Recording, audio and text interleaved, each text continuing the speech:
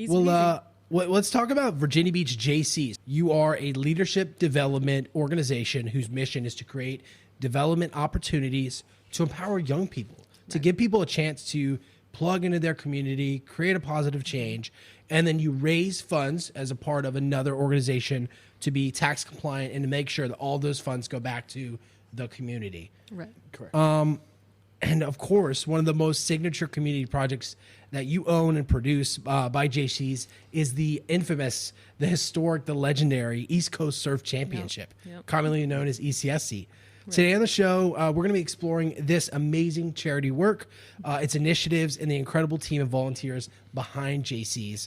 I'm so excited to dive in. Welcome to Discover Virginia, the podcast that takes you behind the scenes of the incredible people, businesses, and stories that shape the Hampton Roads and Virginia community. Each episode, we sit down with local entrepreneurs, creatives, and change makers who are redefining what it means to live, work, and also play in this region. Now, let's explore, connect, and discover Virginia.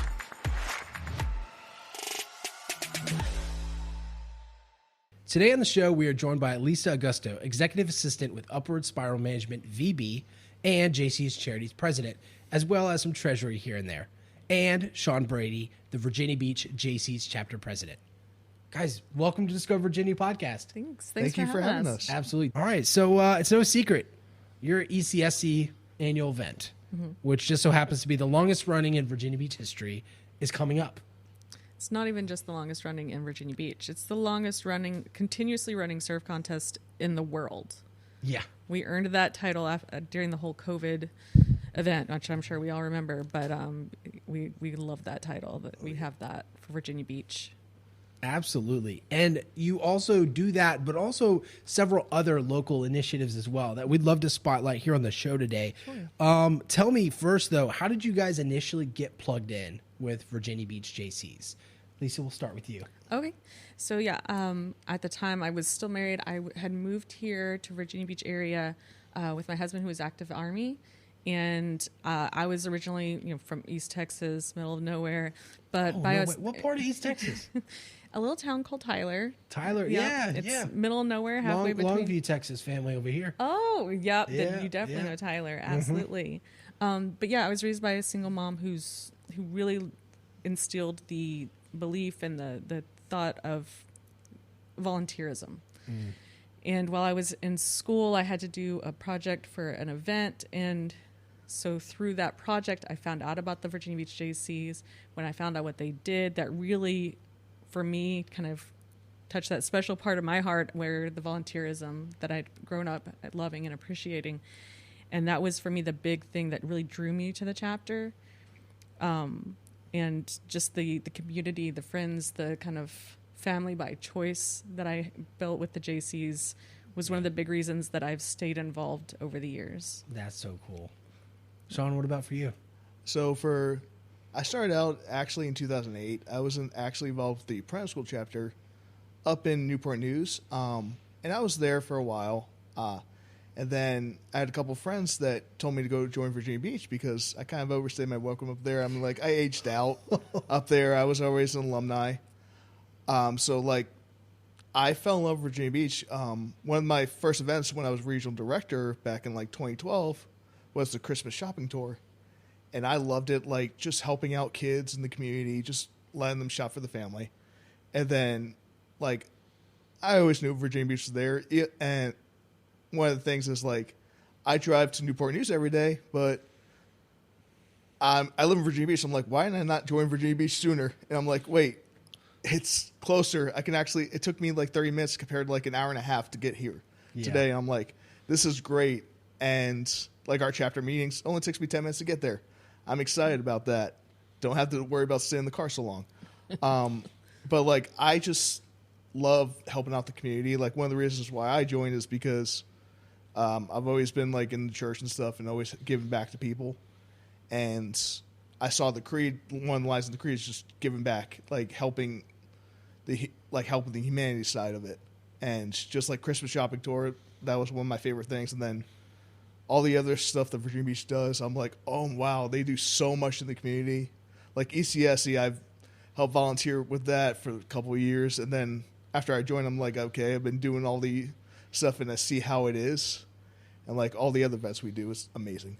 Yeah, that's really cool. So started out in the what was the program called? It's the apprentice school. Okay, gotcha. Over at Newport News, Yes. and that's how you got plugged in with Virginia Beach Jaycees, and the rest is history. Oh, yeah. Very, very cool. Well, I really appreciate you sharing that, and also the heart behind the mission and the work as well, which is so admirable, especially too considering, everything that you guys raise as far as fundraising gets put right back into the community, and you're here locally as well. Right. I'm curious, do you guys have a certain memory of youth that you've either served now or maybe have phased out, right?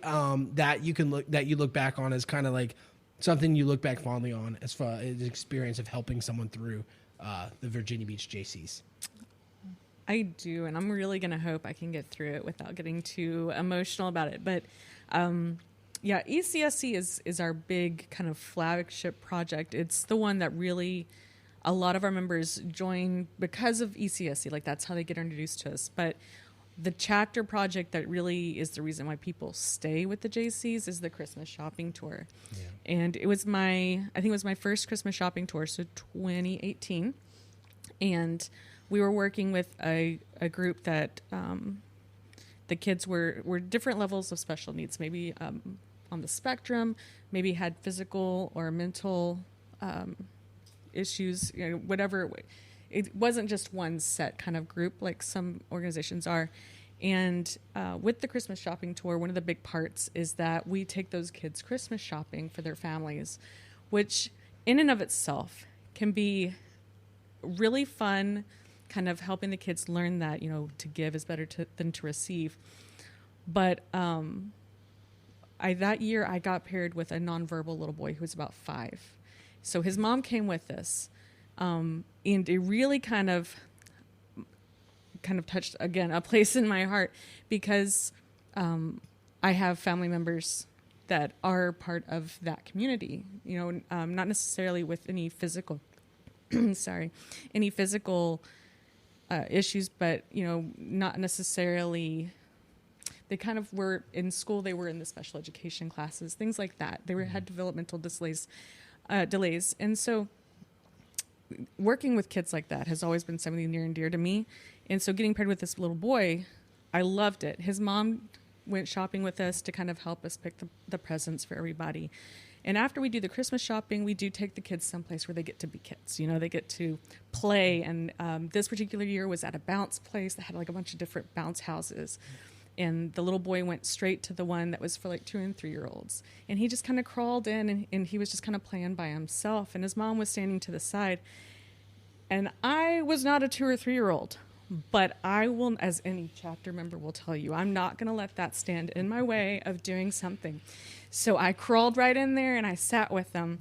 And he just sat on my lap and he was just kind of patty caking with my hands and stuff like that. Here we go.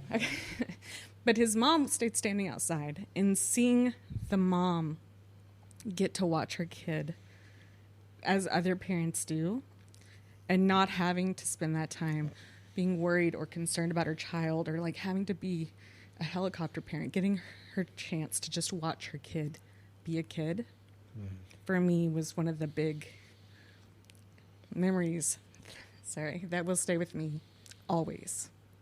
Wow, thank you for sharing that. It sounds like a very special memory. Yeah, absolutely. Oh, not much. Now I got to follow up with that. Thanks, Lisa. You're welcome. So I'm gonna kind of break it off into 2. So one is Christmas shopping tour. I was actually at the same one Lisa was at, but like we did, and that was a fun time at the bounce house. We did one like 2 years ago though, and it was kids with special needs too. And the person that I had 2 sisters. One was special needs. The other one was helping her out. At the end of it, like, we were shopping. The mom came up to me when we were at the party, and she's like, "Thank you so much. I never felt more safe with somebody watching the kid, and just being able to be able to shop for the families." I'm like, that just blew me away. It was amazing. And then one of the aspects is calling yourself out as a JC, like building yourself up, building through leadership. I just remember one time when I joined Virginia Beach, I was just there. I was like, okay, cool. I got another chapter. I don't want to do anything else. Somebody, when we were getting elected, called my name out to be a membership director. And I was just like, I don't know if he was joking at that point, but I was like, you know what? Let me do it. And I wound it up. That was the greatest thing ever. I wound it up, like, because I was scared of being a membership person. And for that, I actually wound up being state president of the whole Virginia.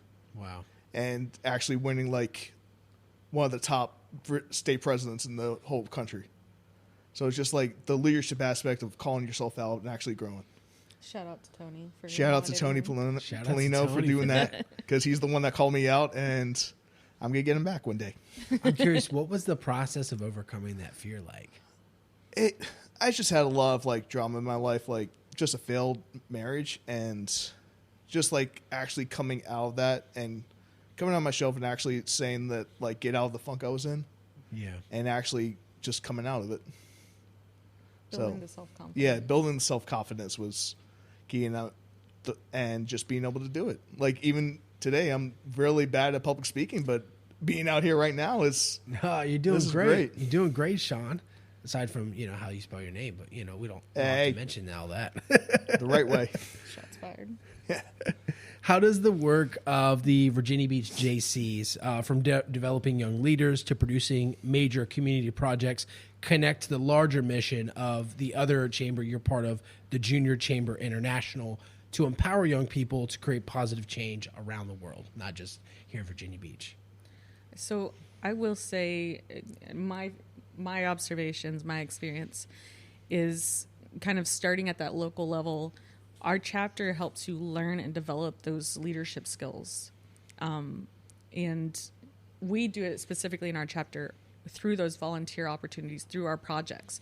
So through ECSC, through Christmas shopping tour, through our other events like the Barbecue for the Brave and things like that, you can learn these professional and personal development skills. And once you've developed those skills, you start to notice that you've got that self-confidence to really maybe chair your own event.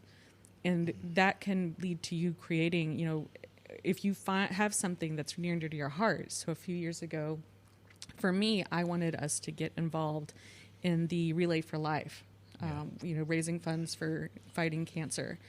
And leading that event, using the skills that I learned through the Jaycees, helped us kind of develop that relationship with the local organization and kind of make a difference in our community through something that meant something to me. And every Jaycee has that same opportunity. You learn those skills, you learn that leadership, what goes into starting a project, what things you may not think about that you need to consider, be it something budgetary or, the organizations that you can team together with when it comes to the city, knowing where to go for, permitting and things like that. Those little things you learn through these projects help you develop yourself and make that impact in the community, make that change, be the change that you want to see, to kind of paraphrase. Absolutely. Follow up to that, how does the Jaycees charity decide which community needs organizations or initiatives to support? Because it seems like there's kind of need everywhere. There was a broken world. Right. No, absolutely. So the VB Jaycees Charities is a sister organization to the Virginia Beach Jaycees. And one of our big stipulations with our board of directors is it has to be a majority of active chapter members, because the funds that we have as our organization is really funds raised by the chapter members. And so we don't just as a board decide. We're making sure that the Jaycees are telling us what they would like to see those funds do. Yeah. So they're the ones deciding it kind of at the end of the day, these are the things that we'd like to see these funds go towards, these organizations, these events, these impactful projects or, fundraising, whatever it might be. It's the chapter members telling us. Yeah, that's really cool. That collaborative effort, too. You're not just making a decision without being informed about what the needs are of both the members and what the community needs are. Precisely, yeah. And we're kind of, I think another great way of putting it is big sister or the older sibling, so that we do have members of our board that have maybe aged out or maybe have never been a JC, but they're members of the community that can provide the kind of knowledge, lifetime experiences to make sure that the chapter members are thinking long-term about those finances, that they're not just making a quick snap decision. Oh, well, this needs immediate. Let's just do that. Well, let's hold on. Let's make sure we've considered other ways to do it so that, everything's kind of thought out and the funds are taken care of and the organization is able to sustain long-term. Sean, I'm curious, because you have it on your shirt as well, but you mentioned this earlier too.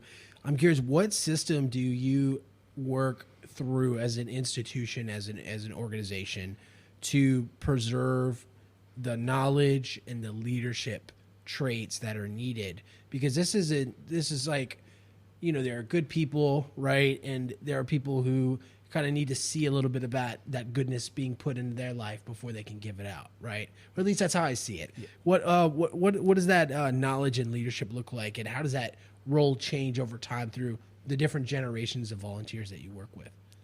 Wow, that's a good question. So, like, for us with our chapter, we have a lot of experienced people. So we use that. We realized what was in the past, but we adapted to today.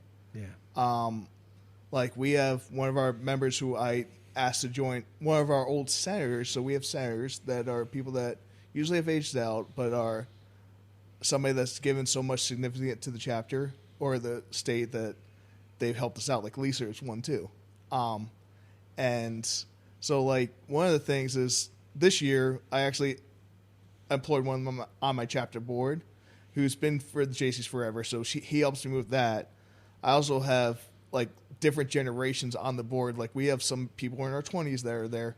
I'm closer to 40, but I have, like, one or two, like, my age. But we got so many different generation gaps. Like, we have so many different people with experiences that we blend that all together, trying to help, like, just with the community. Yeah. I love that. Yeah, that's so important too, because, like, depending on the volunteers and the worldview they may have, I think that certain initiatives may become more pressing than others, right? So being able to balance that from a team perspective I'm sure, be very helpful. Yeah, absolutely. I want to touch on, we do have a segment coming up where we're going to talk all about ECSC. Right. I want to just kind of graze still past that today's conversation, though, too, because the work that you do is fundamental. So from what I understand, I'm kind of reading this from the history archives here. So local surfers originally approached the Jaycees in 1963 because they needed help with the business and organizational side of producing a surf contest. Mm-hmm. Who knew it would blow up to something so incredible and amazing today? But we did. Yeah, right. Your vision that you cast.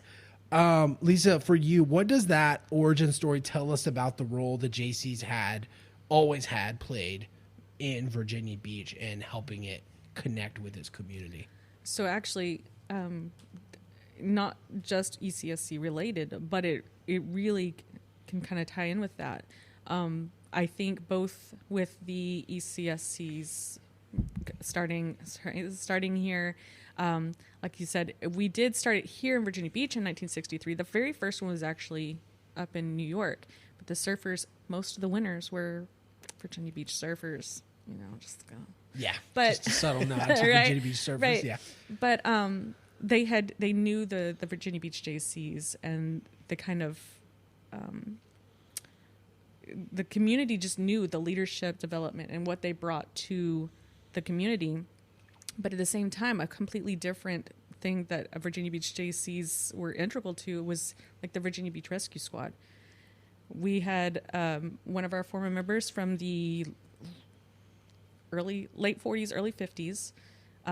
He saw a need. He said, "We don't have emergency rescue out here. Yeah. Like, how can we make a difference? How can we improve that?" So he and some other Jaycees all worked together, worked with other rescue squads around the state, and they built it from scratch. I think both of these show in different ways that the Jaycees can help you go, okay, you know what? This is where I see a problem. How can I fix that problem? And like I said, it's two different ways. The surfers wanted to bring a competition. Some of our members happened to be surfers. So, they were like, okay, well, yeah, let's touch base with them. Okay, we can do X, Y, Z. That was 63. 1951, 52. It was, we don't have adequate first responders in this Virginia Beach area. How do I fix that problem? Okay, let's do X, Y, Z. So it's, again, I think they're two different examples, but both great examples of how the Jaycees can help you recognize a problem that needs to be solved and then know the skills and the processes to solve the problem. Yeah. Wow. What an incredible testament to the history of the organization as well. Sean, if you wouldn't, I'd love to know, how has the Virginia Beach Jaycees helped evolve the ECSC championship from its inception to now, modern day? Because I understand there's been some challenges, there's been some opportunities for growth. Walk me through some of those highlights, some of those hallmark moments. So I know in the trying to think in the beginning, I will say ECSC is it's actually worldwide. So just letting you know, we had actually a national president wanting to come last year. We actually had the national president USA and 3 national presidents come last year too. Yeah. So who knew surfing was a national thing, not just a Virginia Beach thing, right? We were actually on a JC question answer this year, ECSC, and I was like, oh, that's cool. But question how we adapted, one of the things I don't believe in the beginning we had concerts like we did now, a couple of years ago we had Third Eye Blind here, we had The Offspring, and just building that part up, and the past couple of years we've actually been doing a couple 5Ks in the morning, so just being able to add that. But one of the things I was so impressed with this year is we are doing, and you'll hear it later too, is the Adapt Beach Day, and just being able to help, I think it's help kids that can't surf, help them adapt to it, be able to surf. If I might be right, might be wrong, but just helping out the kids and just doing that initial initiative, and just all the different things we do with ECSC. Yeah. Yeah, it's really grown a lot. Back in 1963, it was what it's always been at its core, a surf championship. But as the event has grown over the this will be the 64th year, at least for it being in Virginia Beach, the Jaycees have seen, and looked for ways that we can really bring in more of the community and really make it that community event that we'd like it to be. And obviously, as the city grows, as the population and the demographics change, what that means, what that entails, changes with it. So we started out with just surf. But over the years, we've added in 5Ks, skate, BMX. A beauty contest? The bikini contest, bikini beauty pageant, sorry, has been around for most of the length of ECSC as well. But also bringing in the beach volleyball tournament. We, in the last few years, added sand lacrosse. This year, we're bringing back the beach flag football. But the Adaptive Beach Day is one that was really, it is one of the newer additions, and it's one that's been really near and dear to this year's chairwoman's heart. She was the one that just was kind of I think this is a great opportunity that we haven't recognized.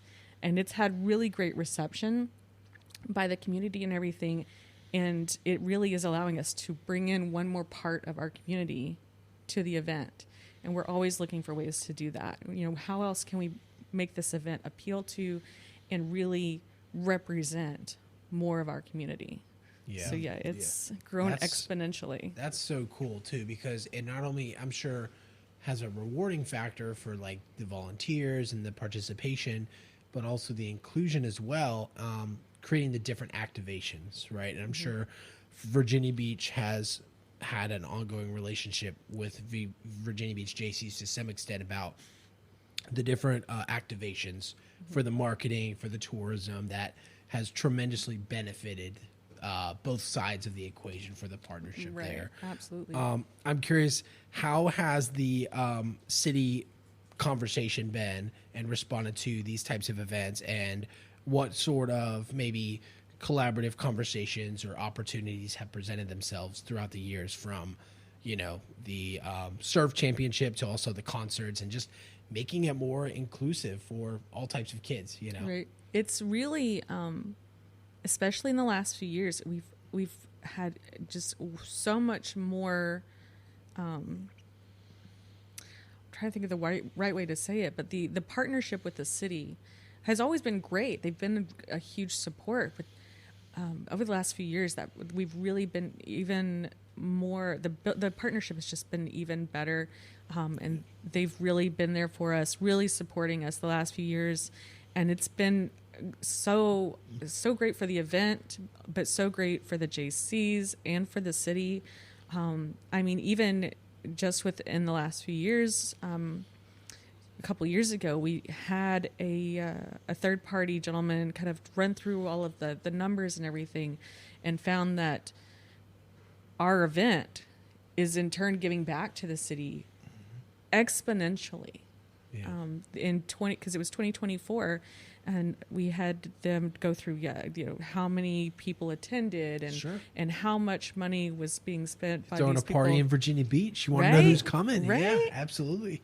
And he estimated that our economic impact for the 2024 year, and we're talking just 1 week, Sure. was approximately $24 million. Oh, wow. Yeah. That's incredible. It's it has been kind of the record up until I think 2025. Yeah. But we've had those high numbers. Even in 2019, our economic impact was over 20 million. I don't know that everyone sees how we have that big of an economic impact. I mean, some of it's direct, some is indirect, of course. Sure. But our event has gotten so big and gotten such a large attendance from locals, from national visitors, from international visitors. And then you take into account the money that they're coming in to spend, hotel rooms, food, all of that stuff. And it makes a big positive impact on the city. Yeah. And it's even when I know these numbers, and even still it's like $24 million from our event that only lasts a week. Yeah. It's mind-boggling, at least for me. I don't know about anyone else, but that's insane. Yes. Yeah, that's incredible, and I appreciate you sharing that as well. As we kind of zoom out of ECSC, I definitely want to still touch on some of the other things that you all have going on too, because it's after that it's a week-long event. Most people just see the setup, right, and then it's like where did you guys go? Or it could feel that way, right, if you're not as forward-facing. But you guys have mentioned the Christmas shopping tour already. I'd love to hear more about the First Citizen of Virginia Beach program. Sure. I'd love to hear more about that. Maybe start with you, Sean. So, yeah, the First Citizen, I actually attended it, the first time I attended was 2 years ago. But, the past couple of years, it's been crazy. It's been growing bigger and bigger. This year, it's going to be even huge. We're going to have over 500 people attending it. Wow. And it happened. And one of the cool things is, I believe 2 years ago is when we started. We actually now can offer a scholarship to Regent University. They helped us out with that. And that's one of the incredible things is that, we've done it so many different places. Last year, we actually changed the theme a little bit. It's usually a business theme. Business theme is a gala. Last year, we actually had to adapt, and we actually had the sports center down by the beach, and we actually had just a jersey party, tailgate party. So it was incredible. It was fun. This year we're actually going back to the gala side because we just want to do that. It's called the First Citizen. It's called the First Citizen to whoever we have. This year it's Taylor Franklin, and he wants to do the business side, so we're going to be doing that. And it's just a great event. I want to talk about another event that we have too. Yeah, absolutely. So one of the things that Virginia Beach, and I'm proud of, is the Flame of Hope. So we have a monument on Oceana that we help fund. We actually had the flame lit 2 years ago, if I'm correct. It finally got relit Lit last year, right? last year. So it was not lit for a couple of years, but we finally got back to lit. And it's a POW monument. So, and mission and action. So it's just for the military, and how this community is so big on military that this is one of the aspects that we do is to help them out. Yeah, most definitely. One of the things that I learned about as I was learning more about Virginia, as I was living here and kind of learning more about the area, was just the marriage between the military and the city. Right after World War II, it's kind of like, hey, it's kind of heading towards peace times, but they're like, we'd like you to stick around. Let's figure out how to make this work too. And it's now one of the driving economic forces, in addition to tourism, here in Virginia Beach, that sustains the lifestyle and the benefits and the that we get here. Yeah, I mean, the Hampton Roads area, if I remember correctly, is like the biggest military complex in the world because of the number of bases and in turn the number of active military personnel. Sure. But then on top of that, you have the ones who come and are like, it's really nice here. I'm just going to stay. And so then they retire, or even if they just didn't necessarily retire, but they leave active service. So we have tons of military ties throughout. So we should absolutely be doing things for those members. Yeah. And the Flame of Hope is one that is, that was originally built in the early 1970s, late 1960s, I believe, somewhere right in there. Okay. And it was the drive was initiated by some of those military wives whose spouses were missing in action or were prisoners of war. And again, it was another situation where the Jaycees had some skills and some connections and were able to help out. And so we helped out with getting everything built and coordinated. And we kind of took it on as to the care of that property. So we work with the Navy and coordinate with the Navy to make sure that we can take care of that property, that it looks good, and that it really is worthy of what that monument represents, and those people that are still POWs and MIAs. Yeah. You guys are awesome for doing that, and thank you so much for coming on today and sharing that story. As we wrap up the conversation, I'd love to hear from both of you guys. We'll start with you, Sean. After your time with the Jaycees, what does positive change mean to you now compared to when you first joined? Wow. So I first joined in 2008. So I'm going to use me example, positive change. Like when I first joined, I was just the quiet person. I was the person that my first meeting that I did in the parental school, I just sat in the corner, did not speak. And one of the words that rang into me was, I was like, hey, I have a suggestion for a project. And the chapter president said, make it happen. I was like, what? What are you doing? No, I don't want to do that. So I was freaking out. And the first thing I tried to do, I actually bombed completely. So I was like, okay. All right. So one of the things about the Jaycees is that it builds you up. It helps you actually achieve it. Like I would have never thought that I was going to do what I'm doing now. Like joining back Virginia Beach, I was like, oh, I'm not going to be state president. I was just state president last year. I was like, oh, hey, chapter president. I was like, what? I was like, okay, I'm chapter president this year. And one thing that I can say now is I'm actually running for the national office next year. I'll be a national vice president. So I'm running for that. So like just that using the inner yourself and believing yourself that you can actually do whatever you set yourself to. Wow. Good for you, man. That's Yeah. awesome. What about for you, Lisa? I mean, I could actually, build on that and that to an extent for myself, but just in general, again, especially with our chapter, at least, that we do offer that safety net that if you want to learn something or you don't feel you've got the skills for something that you'd like to, one of the big examples I like to use is the marketing part. We give you that safety net. We're going to try everything we can as a chapter, as an organization, as a membership to help you succeed. And of course, if you succeed, or even, if you don't necessarily succeed well, but we help you kind of conceptualize it as a learning opportunity so that you can continue to develop that skill that, that helps you build your self-esteem, that helps you kind of feel more confident about what you're doing. And it can create a lot of positive change. When I joined the organization in 2018, did I have a lot of plans? I mean, I had a couple. One of them was ECSC chair. I got that one done in 2021. But I wouldn't have had the confidence to do some of the things I've done since then, like becoming the president of VBJC's Charities, if I hadn't built up my self-confidence with the skills that I learned and through the opportunities that I had in the chapter before that.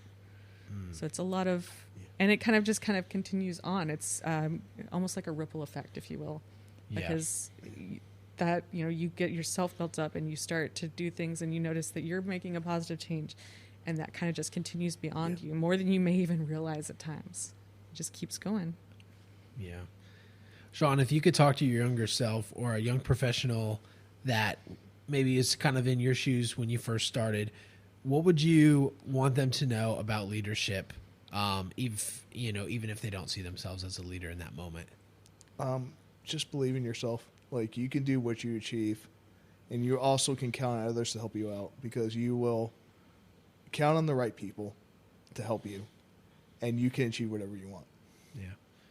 Lisa, I'm curious, what would you say as we kind of wrap up the conversation today, to an experienced business leader who has the resources, now the knowledge through the podcast or wherever they found Virginia Beach Jaycees, and they have the relationships, but they've not found a place yet to give back?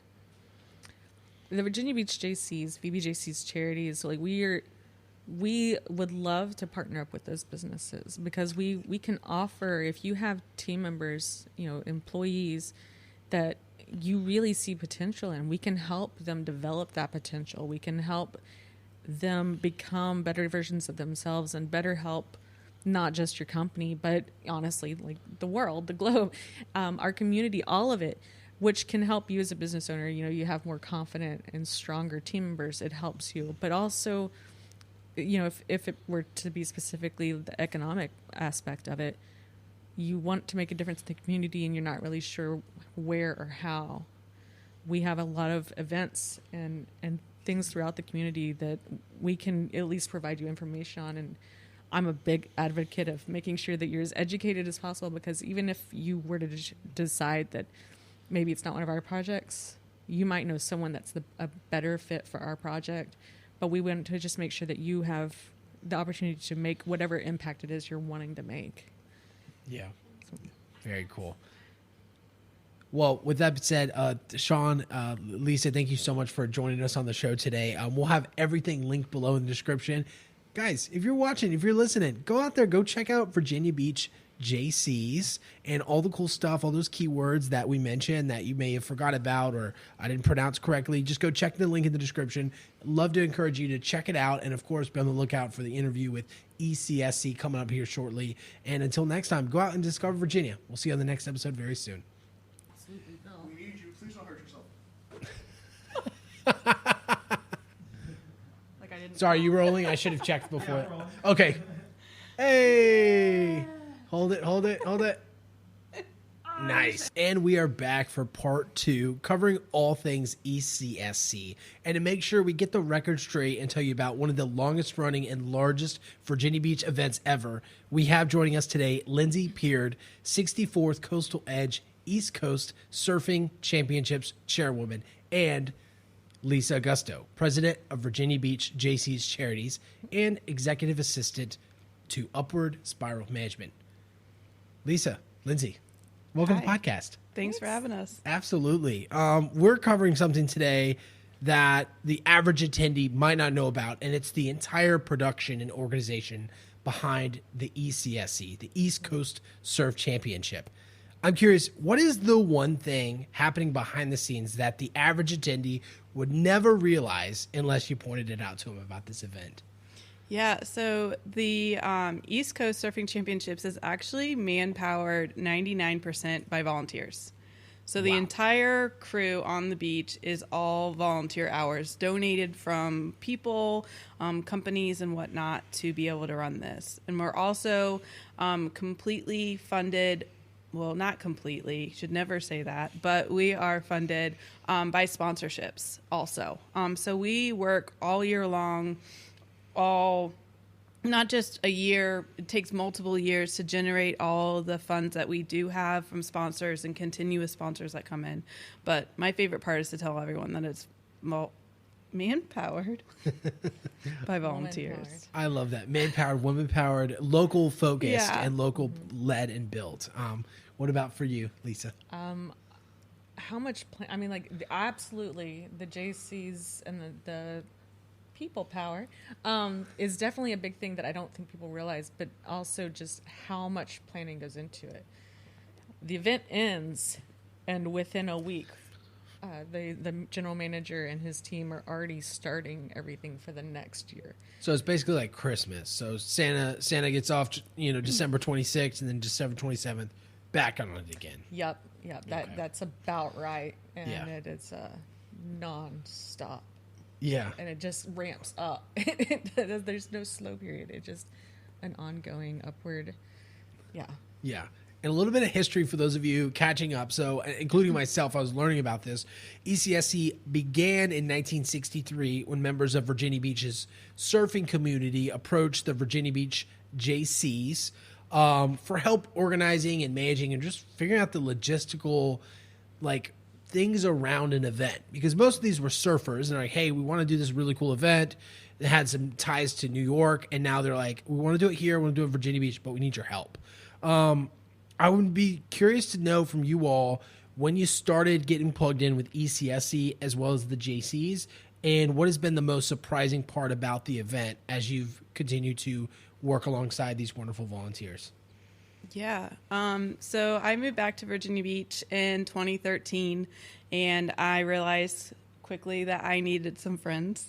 As we all do. Right. As we all do. It was just me and my dad. It kind of got, I was like, all right, some friendships.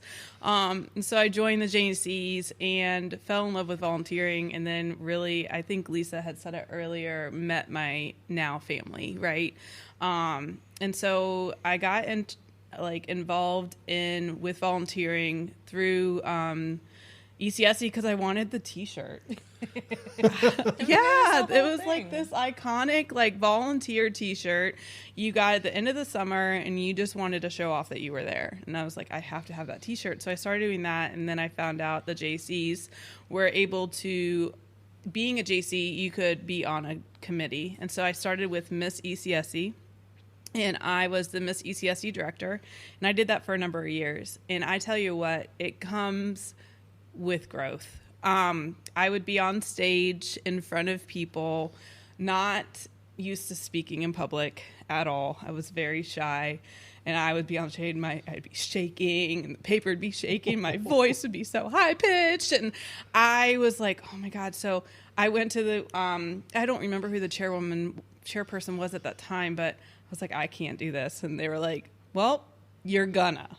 And so I just had to power through it, right? And so I finally became this public speaker. I'm very confident in front of, I can't tell today. Apparently I haven't had enough coffee today. I'm not sure what my problem is. It's okay. It's okay. It's really early. Yeah, I mean, man. But yeah, so that's how I kind of got involved in doing that. And then I saw, okay, the next challenge is that I want to run this. And so me and two other girls, we co-chaired it 2 years ago. And we were what we call Tony's Angels. Tony Polino was our general manager. So we three co-chaired alongside of the leadership of Tony Polino. I'm so happy to have that. And I grew within that. And then the next year we co-chaired again because we just had so much fun, and we realized that we wanted the event to grow, and we wanted to be that growth. And so then following year, this year current, I turned 40 this year on the beach of ECSC. And so I was like, you know what? How do I do a send-off? I age out of the Jaycees and we'll move on to the next chapter of Jaycees. But what is my big send-off? And I was like, I'm going to do this by myself. And I just find that with so much growth, because if you had met me in 2013, that would never have been my mission. My mission would just have been to meet new people, Sure. And get out there. And so I'm happy that that's the growth pattern I went on. Was there a moment for you, Lindsey, where you realized the ECSC was bigger than anything you had imagined it? Yes. When was that moment? Take us back to that moment. It was when I was chairing and being that, and I was like, oh, we start in October. okay, yeah, Sure. okay, cool. Hit the ground For running. an event that happens in August the next year. Yeah. And the amount of time spent and wanting to make sure it was a good, full event and the dedication of hours I had to give, I realized as a person too, you want to help everyone, and that is who I am. I want to do all the things. I want to help all the people. I'm a yes person. Yes. And when I started co-chairing, I realized quickly that I can't also do all these other events. I can help you on the sidelines. I can do this, but I was also chairing the Christmas shopping tour. And I quickly realized, because I was like, 6 months in between, there's plenty of time to do it. Or 3 months in between. See, I already lost track of time in life with doing this. I realized quickly that I couldn't give everything I had into every single event. And I am either a 100% in or I have to be out, because Sure. I'm not a 50% type of person. So that's when I realized that this event is huge, because it takes a lot of my time, and being able to work very closely with the general manager, watching his involvement, his time spent, made me quickly realize that this is a huge event. Yeah. Lisa, what about you? What was your first role in ECSC? And take us back to that moment you realized it was bigger than yourself. So my very first ECSC was 2018. I had just become a member, I think the month before. And ECSC, if you remember, I mentioned in earlier when we were talking with Sean that it was a project that for my school that I needed to create. Yeah. So my degree is in graphic design. The assignment was to create an event poster for a local event, but you can't use like images. You had to imply with shape. And I came across the surf contest, and I was like, well, that can be really forgiving. An oval and overlaps from rectangles. It's a surfboard. But through the learning and everything I learned about the Jaycees, I joined.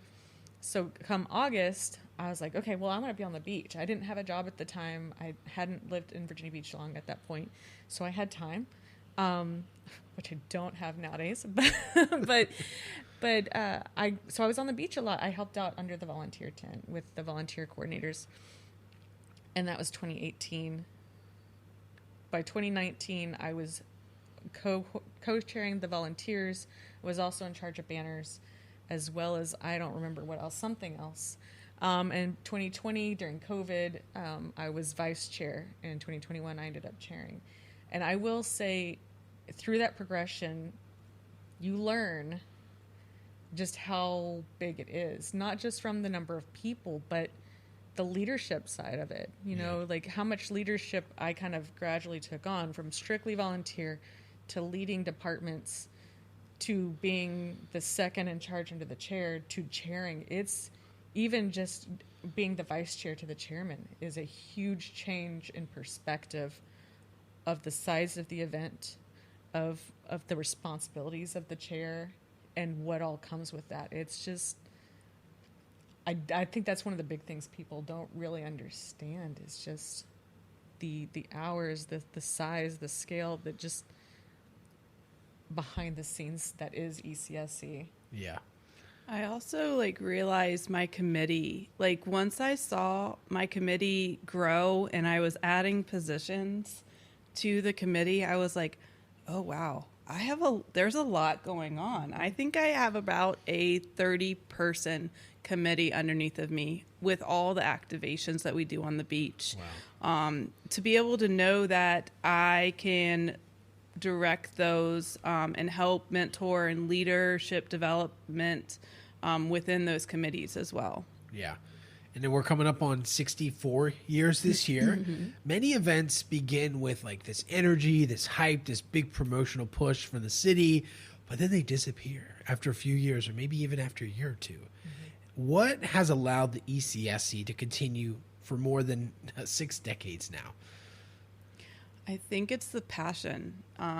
It's the passion of the Jaycees to want to throw an epic party on the beach. And for me, selfishly, it's the fact that I want us to maintain that title. Yeah. The longest continually ran surf contest in the world. We've beat out Australia. We've beat out other countries, continents. Like, that's huge, right? Yeah. And so selfishly, I think that that's part of the drive, is to want every year to throw a bigger, better party than we did the year before. Mm-hmm. Yeah, I'd say that's definitely a big part of it.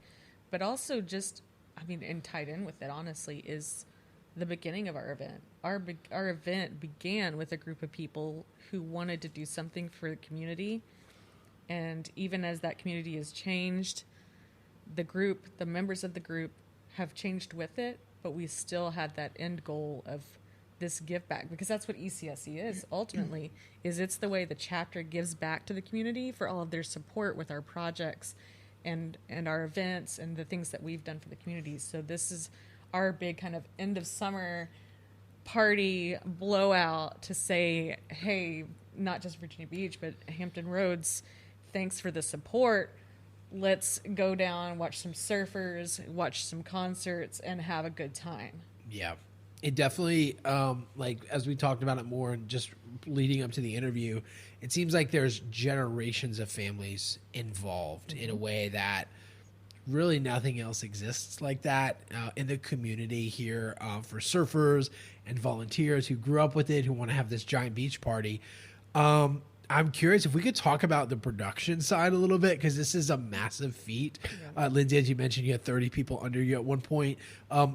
What does it take to transform the beach into this type of event? And I'll kind of like specifically ask, like, from the logistical standpoint, how many volunteers are like being put into this?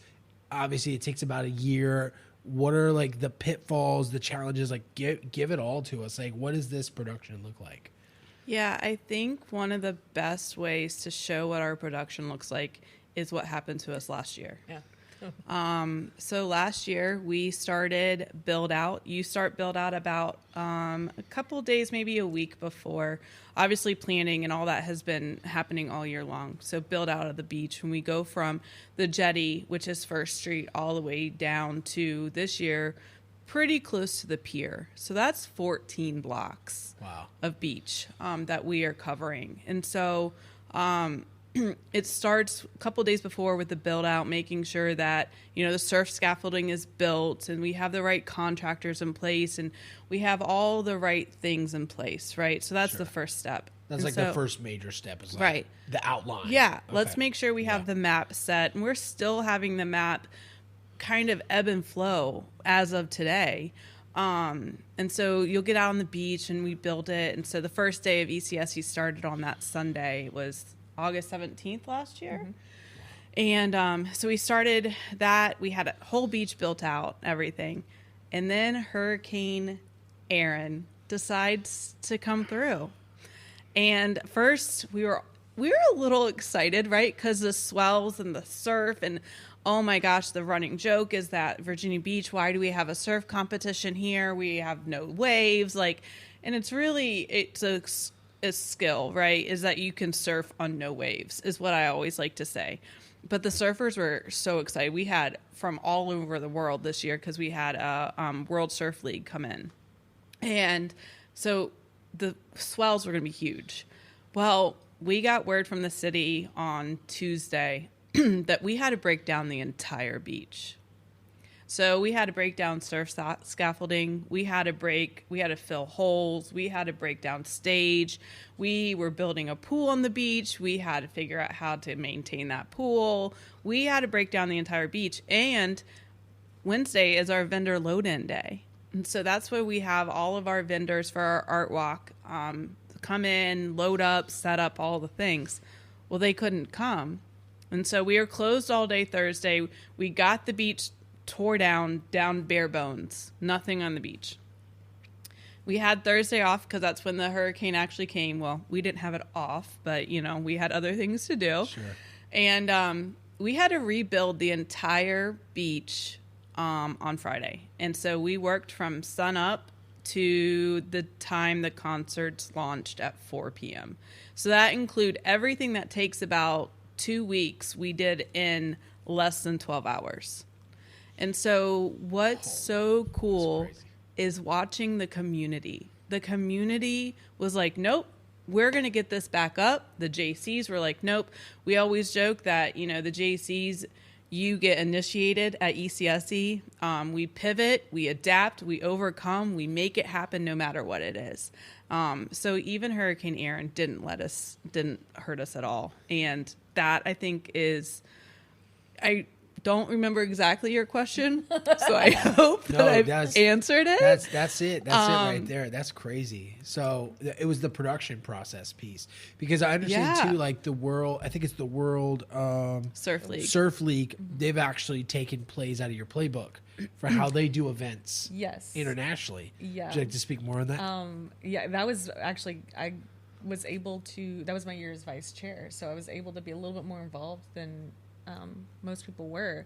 So obviously during 2020 we have COVID going on, you know, an international pandemic, something that our current generations haven't had to deal with, at least not in this magnitude. And it was like, okay, well, Virginia Beach Jaycees, do whatever it takes. How do we ensure that we can still have this? Our chairman that year was Tony Polino, who happens to also own a surf shop. So he's really in that surf community with this when it comes to city regulations and things. And he's like, okay, well, I'm getting this communication from the city on how I can safely run surf camp. And then he and the general manager at that time, George Alcaraz, the two of them coordinated together. And they were pulling, you know, as things were opening up, what guidelines did these states and these places have in place? And they built an SOP from scratch based off what they were finding and what they were receiving from city, federal, you know, everybody. And they built that SOP, and we used it for ECSC that year. And it was a very, very stringent, very strict kind of guideline. You know, we had a very much smaller footprint. We weren't letting more than 50 people in the footprint at a time. We had 4 surfers in each heat. Each surfer had their own tent. Tents for each surfer were 10 feet apart. The scaffolding, which is where our judges sit, the judges were spaced out, 10 feet.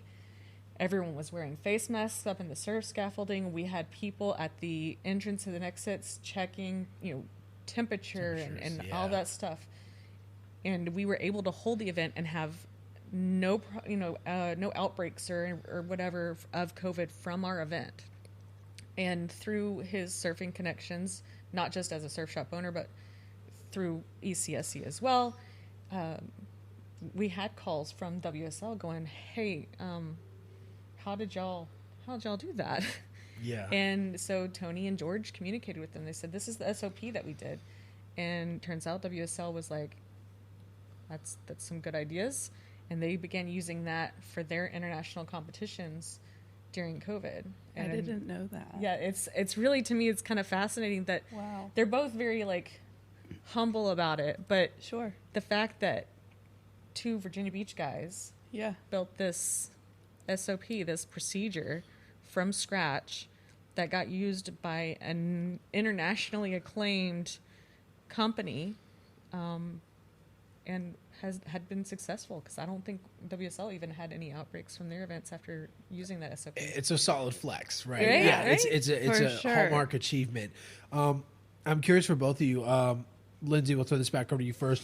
What has this experience been like for you, for teaching you about leadership, especially when there's, and sometimes no playbook for how to lead? Right.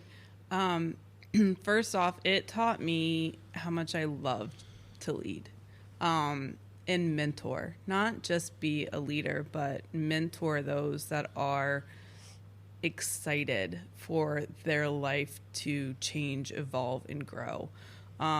It's taught me, every day I still learn something new about myself today.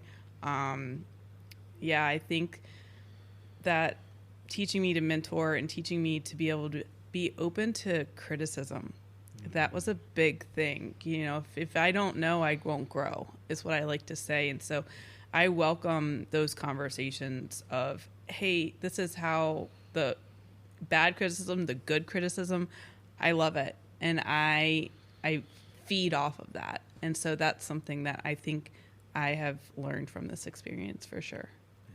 For you, Lisa? For me, it's been, I think it's always kind of been my leadership style, but I think my experiences as ECSC chair and just kind of other events with the Jaycees have really emphasized why it at least works for me. And that's that my leadership style is really based on the fact that, yes, I'm in charge, but I'm just leading. It really involves the whole team. So being good at not just taking feedback, but being open to ideas.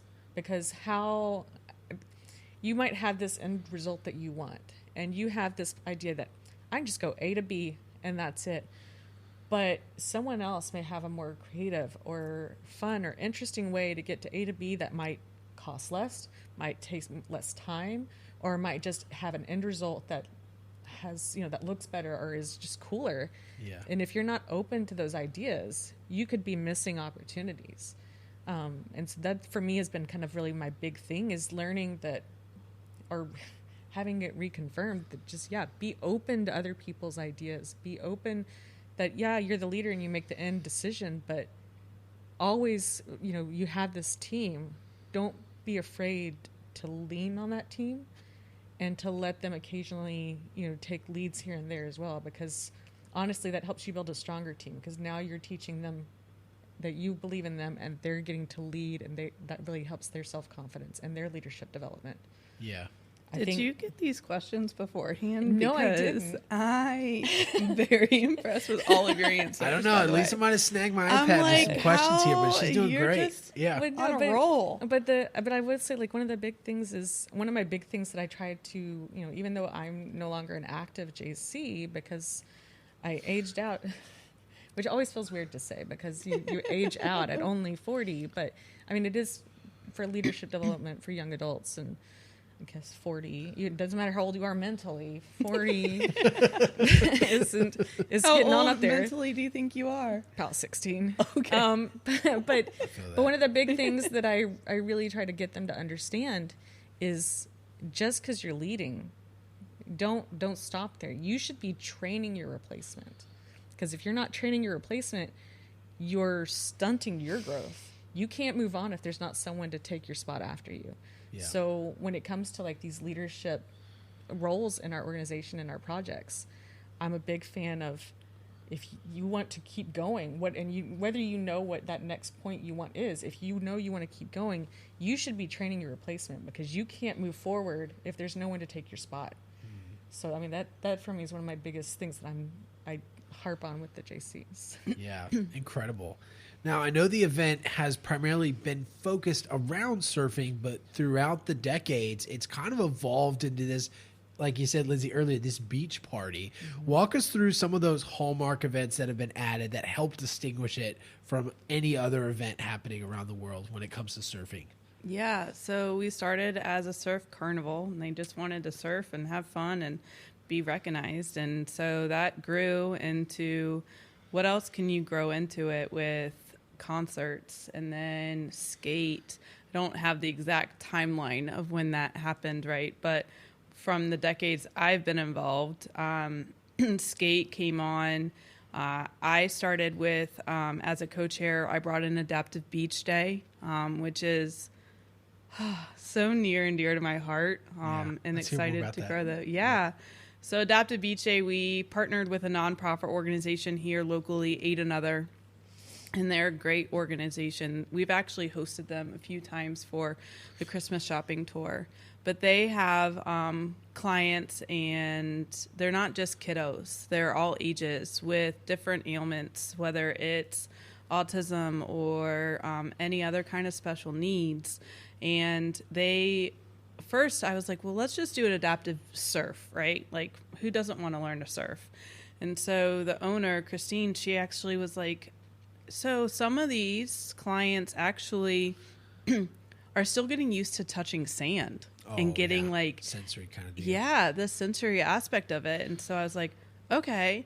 And so she was like, how about an adaptive beach day? And I was like, say less. So we started very small 3 years ago, just with a couple of her close clients of her nonprofit organization. And I say clients because I would say kiddos, but they're not just kiddos. So, and so we taught them the etiquette of beach. We taught them, what lifeguards do and why they do it, life jackets, how to put them on, how to put suntan lotion on, how to make sure that you're recognizing you need to be drinking water, you're out in the sun, when is too much, get under the tent, what is the sand, and then waves crashing on you, right? And feeling the water. And not every participant wanted to be in the water. They just wanted to play and build sandcastles. And so we started with volunteers getting in the sand with them and doing all that. And then last year it grew a little bit more, and this year it's going to keep growing a little bit more. Having surfers,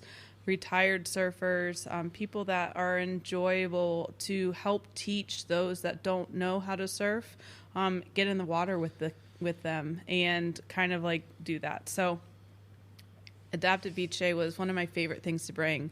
And then this year, I'm excited. We're going to bring in some like rolling skates, so inline and quads. Okay, so quad skates. Yeah. So bring in another level of wheels, right? So we already had skate, and we already have skateboard, right? So now we have rolling skate, and so super excited to add that on within our 5Ks and partnering with Coastal Edge to generate those. We have a skate 5K on the beach or on the boardwalk, which is really cool because the city didn't in the past. They have just now recently dropped the laws on the boardwalk of skating on the boardwalk. Been little sticklers on the bike path thing. Yeah. Coastal Edge broke that barrier down by hosting this and celebrating the skate community. Sure. So we're so happy that they were able to do that. They brought in a triathlon that focuses on paddling out, running in the sand, and beach cruisers. And then another 5K that we have. So really just involving the community. And then most importantly, that our concerts are free. Like, come out, hang out, free time on the beach. Within our drink sponsors, them coming out and changing all different types of sponsorships we have with that to throw a different type of party. We have a game area to come hang out, toss some cornhole bags and whatever that might look like for you. But just enjoy the beach atmosphere. We are not just a festival that runs for Friday, Saturday, Sunday. We're running Sunday to Sunday. Yeah. So there's just so many different activations every single day. I love that. So much more than a surfing event. And as we head towards the end of our conversation today, Lisa, I'd love to jump back over to you when it comes to the economic development and the benefit that it adds to the city overall. I understand from some recent stats, there's been some 50,000 visitors and approximately 16 to $25 million range of economic development that has been curated throughout the years. Yep. Walk us through what that process has been like, and maybe firm up some of those numbers for me, because I understand it's quite substantial. It really is, and those numbers are the ones that always kind of, even though I've been so involved in the event in different aspects, but so in there for so many years, it still to me can be very mind-boggling. But yeah, so our event is a week long, Sunday to Sunday. But because of the number of people that we draw to the event, be it participants, athletes, vendors, sponsors, they, of course, when they come, they're spending money, and that leads to an economic impact in Virginia Beach. Sometimes, I don't know if that might not be something that occurs to most people. I know it didn't occur to me until we first brought it up, sure. I think, after the 2019 event. But that economic impact that we make is huge. For scale, I believe our return on the 2019 event, which was about $20 million, wow. Was the highest of all beach events that were recorded that year in that particular 2019 performa. And then also the event the following year, that following spring, which was the first Something in the Water that Pharrell brought. Our event in 2019 outperformed his first something in the water, which again is mind-boggling because, I mean, it's Pharrell, you know, like Right. he's got friends in high places. Sure. And we're just volunteers, you know, we're just a bunch of volunteers trying to do something for the community. But that number has grown, you know, when you think about the impact that it has on the community, not both direct and indirect. We're, you know, our event is, there's money going to the hotels for the, room and board, there's restaurants, but also the jobs that come with that. Sure. You know, the people who work in those industries. Our third party gentleman did the report for us for the 2024 event, and our economic impact was over $24 million. So, and even just saying it, I'm just like, 24 million, that's a really big number. Little old Jaycees did that. Yeah. The Virginia Beach Jaycees, a group of, 20 to 40-year-olds volunteering on the beach, technically for more than a week, even though the main event is a week, producing $24 million of economic impact for the city of Virginia Beach is just astounding to me. Yeah. And here we are back again, Right. 2026. Right? Excited to do so. Lindsey, would you mind signing off for us? Share with the audience where they can go to find more about the event and when it's coming up. Yeah, 2026. absolutely. So it's August 23rd through the 30th on the Virginia Beach oceanfront from First Street to average about the pier. But most of your activations and stuff will be in that 3rd, 4th, 5th, and 2nd First Street area. You can find all information on surfecsc.com. That will give you all the registrations for skate, surf, anything you need. Our link tree, our pit pass availability for our Pennywise concert, which is going to be epic and so much fun. And there, so you can also follow us on Facebook too at the Coastal Edge East Coast Surfing Championship page, and all socials as well. Awesome. Lindsey, Lisa, thank you so much for coming on the show. Well, thank I know you. there's so much more to cover, but I think folks should just go check it out. Go experience it, volunteer with the Absolutely. JCs, and make the most of discovering everything Virginia Beach has to offer, right? Absolutely. Thank you all so much for No, joining us. thank you. you.